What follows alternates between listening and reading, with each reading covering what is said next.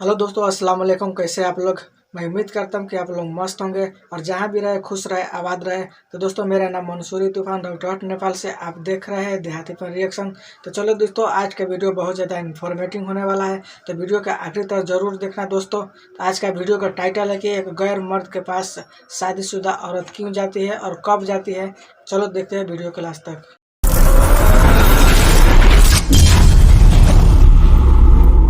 अस्सलामुअलैकुम वरहमतुल्लाहि वबरकातुहू। प्यारे दोस्तों, क्या आपने कभी सोचा है कि एक शादीशुदा औरत गैर मर्द के पास कब और क्यों जाती है? यानी कि एक शादीशुदा औरत गैर मर्द से कब और क्यों रिश्ता बनाती है? गैर मर्द के साथ वो दोस्ती क्यों करती है? इसकी असल वजह क्या है?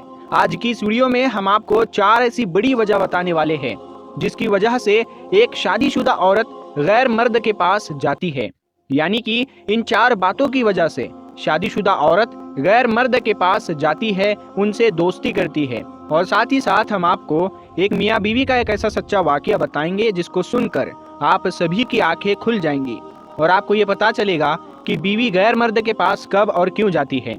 इसीलिए आज का ये वीडियो आप सभी के लिए बहुत ही खास है और खास करके शादीशुदा लोग इस वीडियो को आखिर तक जरूर देखें और दूसरे लोगों तक जरूर पहुंचाएं ताकि और लोगों तक भी ये वीडियो पहुंच पाए। तो चलिए दोस्तों, शुरू करते हैं। प्यारे दोस्तों, कभी कभी हम इस बात से अनजान हो जाते हैं कि हमारी की हुई छोटी छोटी गलतियां किस तरह से हमारे बसे बसाए घर को तबाह बर्बाद कर देती है। हम इस बात को भूल जाते हैं कि हमारे घर में जो कुछ गलत हो रहा है, कहीं इसके जिम्मेदार हम खुद तो नहीं। आज हम आपको हमारे जानने वाले दोस्त की जिंदगी का एक सच्चा वाकया बताने वाले हैं जिसको सुनकर आप लोगों के होश उड़ जाएंगे और आप सोचने पर मजबूर हो जाएंगे। सबसे पहले हम आपको बताते हैं, एक शादीशुदा औरत गैर मर्द के पास इन 4 बातों की वजह से जाती है। यानी इन 4 कामों की वजह से शादीशुदा औरत गैर मर्दों से दोस्ती करती है। नंबर 1, हम बिस्तरी की ख्वाहिश पूरी ना होना। दोस्तों, इसमें सबसे पहली और बड़ी वजह यह है कि किसी शादीशुदा औरत की हम बिस्तरी की ख्वाहिश पूरी नहीं होती, तो ऐसे में फिर वो औरत अपने शोहर को खुलकर कुछ बता नहीं पाती। फिर वो उसके लिए फिर किसी और मर्द का सहारा ढूंढने लग जाती है। नंबर 2, अकेलापन। प्यारे दोस्तों, कई दिनों तक शोहर का अपनी बीवी से अलग रहना भी ये भी एक बड़ी वजह है। अगर कोई मर्द कई दिनों तक अपनी बीवी से दूर रहता है तो फिर बीवी अपने अकेलेपन को दूर करने के लिए किसी दूसरे मर्द का सहारा ढूंढने लग जाती है।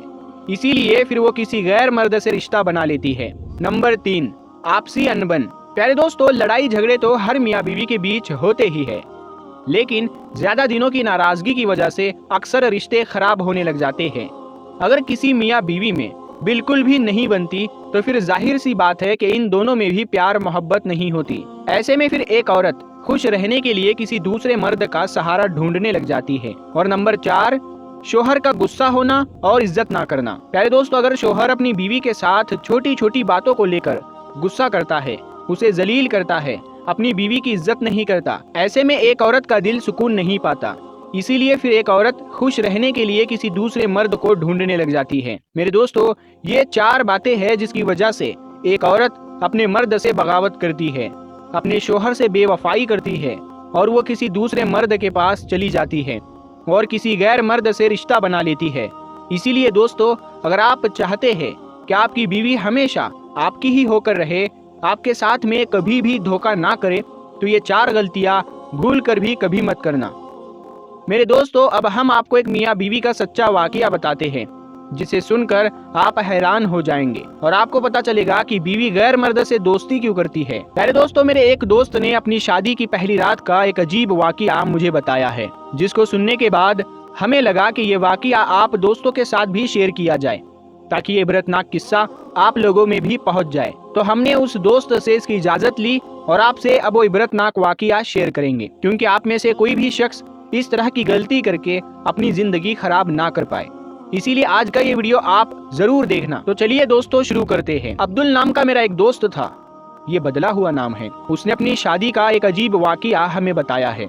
हम आपको ये भी बता दें कि ये कोई मनगढ़ंत कहानी या किस्सा नहीं है, बल्कि ये एक सच्चा वाकया है। दोस्तों, अब्दुल कहता है कि कुछ दिनों पहले मेरी शादी हुई। शादी की पहली रात मेरे लिए एक अजीब रात थी। मुझको समझ नहीं आ रहा था जब मैं पहली बार अपनी बीवी के पास जाऊं तो मैं उसको क्या बोलूं, यानी कि मैं उससे क्या बातें करूं। उसके बाद मैं हिम्मत करके अपने कमरे में चला गया। मेरी बीवी दुल्हन बनकर बिस्तर पर बैठी हुई है। मैंने जाकर पहले उसको सलाम किया। उसने धीरे से सलाम का जवाब दे दिया। उसके बाद में मैं उसके पास में जाकर बैठ गया और मैंने जैसे ही उसका हाथ पकड़ना चाहा तो वो हड़बड़ाकर उठ खड़ी हुई और कहने लगी, खबरदार, अगर मुझको हाथ लगाया तो मुझे हाथ मत लगाना।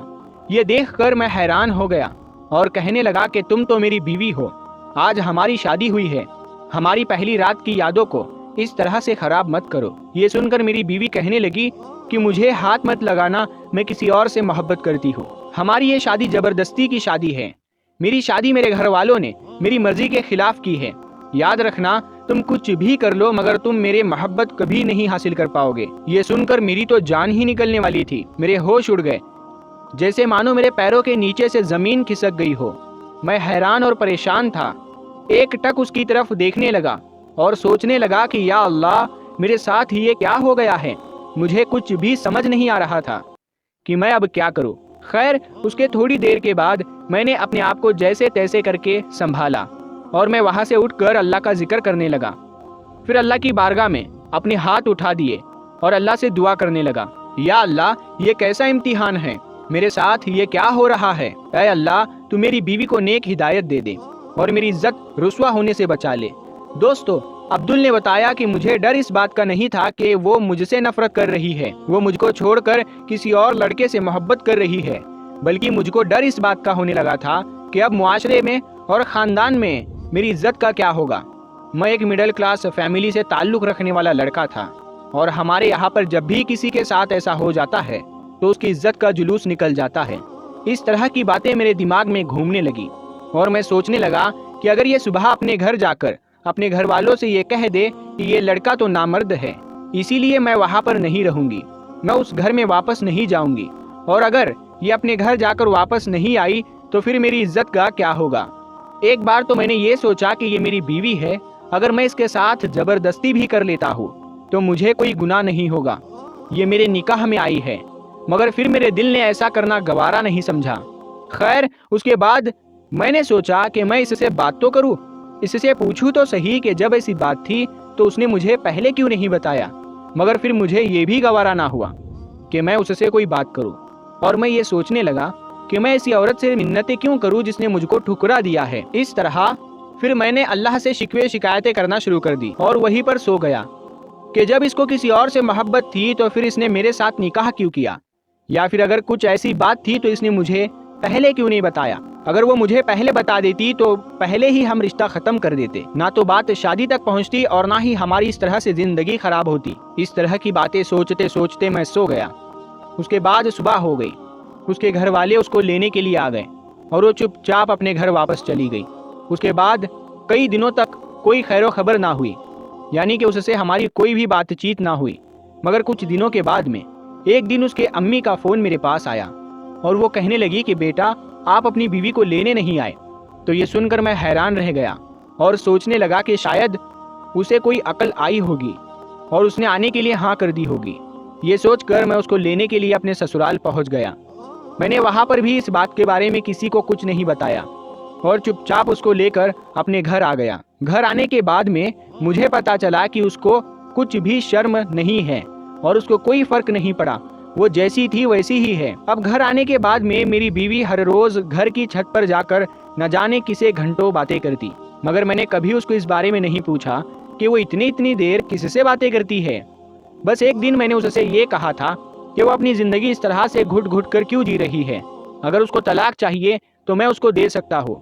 मगर उस पर वो कहने लगी मुझे तलाक नहीं चाहिए। अब वो मेरे साथ ना चाहते हुए भी रहने लगी, मगर उसने कभी भी मेरे साथ बीवी जैसा बर्ताव नहीं किया और ना ही मैंने कभी उसको परेशान किया और ना ही कभी उसके साथ जबरदस्ती करने की कोशिश की। दोस्तों, अब्दुल ने बताया कि मैं एक गरीब घर का लड़का हूँ और हमने हमारी सारी जमा पूंजी शादी पर खर्च कर दी थी। अब हम बिल्कुल खाली हो चुके थे।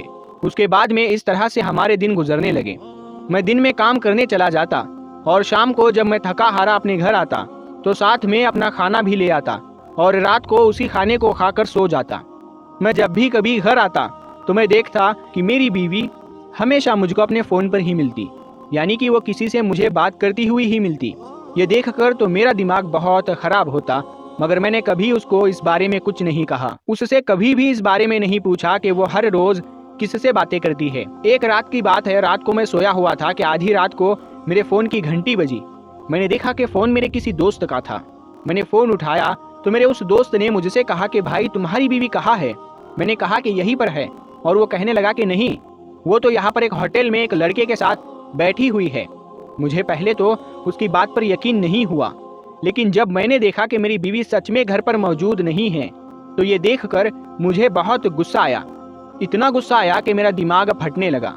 میں نے دیکھا کہ میری بیوی سچ میں اس ہوٹل میں بیٹھی گل چھرے اڑا رہی ہے۔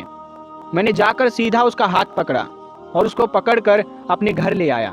میں بہت غصے میں تھا اور آتے ہی میں نے اس کے گال پر ایک زوردار تھپڑ جڑ دیا، جس سے اس کے گال پر انگلیوں کے نشان پڑ گئے۔ پھر میں نے اس سے کہا کہ اب بہت ہو گیا تمہارا ناٹک، دفع ہو جاؤ میرے گھر سے، اور آج کے بعد تم اپنی شکل بھی مجھ کو مت دکھانا۔ آج سے تم میری طرف سے آزاد ہو چکی ہو، اگر تم کو کبھی طلاق چاہیے تو مجھ کو بول دینا۔